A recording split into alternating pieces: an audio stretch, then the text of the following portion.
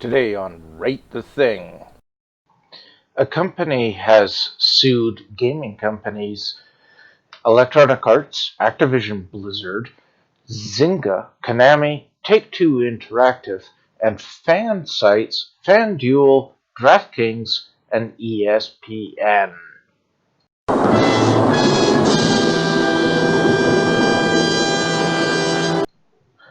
The lawsuit works like this. A gentleman by the name of William Junkin in the United States holds a couple of patents involving interactive live updating for sports teams and events. And he's had these patents since the 1990s.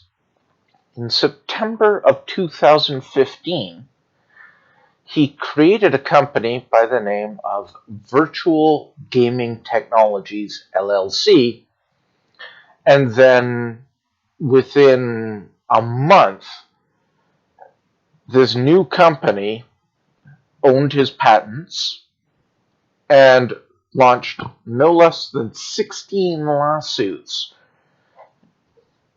with patent infringement. Now, all of the game companies and ESPN and the fan sites and all that stuff, they've been doing this live updating for years in their programs. And the technology basically works like this.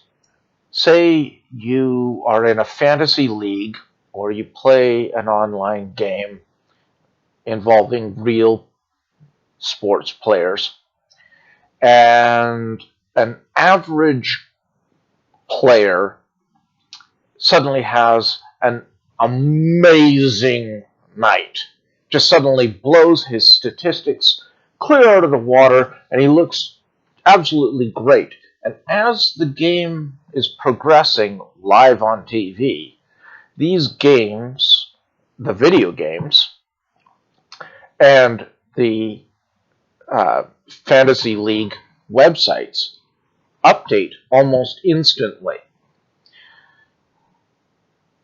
Two other companies not named as defendants are Sony and Microsoft, who apparently have licensed William Junkin's patents. But the companies that I mentioned earlier allegedly have not. Now here's the problem I have with this. So he has the patents since the 1990s.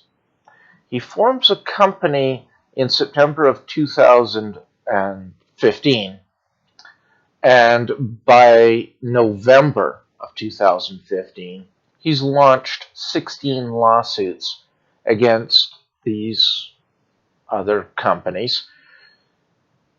And you can't tell me that, say, Konami and Electronic Arts and the Fantasy League websites have been doing this for the last several years, and William Junkin didn't know. How could you possibly know? I mean, just the two video game companies, Electronic Arts and Activision Blizzard, are number one or number 2 and 1 biggest video game companies in the world. So this strikes me as a guy who is a patent troll. And a patent troll, according to the Urban Dictionary, is defined as a company or a division of a company, hence why he formed Virtual Gaming, whose sole reason for being is to sue other companies or individuals for patent infringement. What? And even worse, this guy, according to the news, is seeking unspecified damages per video game title, not per company, and he's seeking it again versus the fan sites. So let's say what unspecified damages are, shall we? I need your clothes, your boots, and your motorcycle. Okay, on the description below, I'm going to put a list so far of the affected video games. No big shock about who's on the list.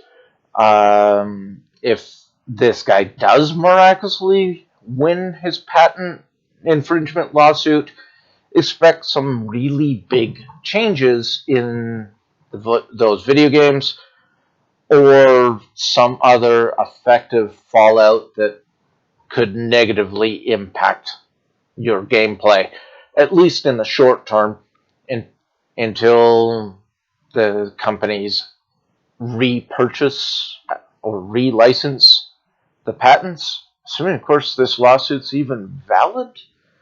Now, the interesting thing is, this patent infringement was launched in the state of Texas, in a county that is notorious for patent infringement lawsuits that ultimately are basically patent trolling. So take this as you will.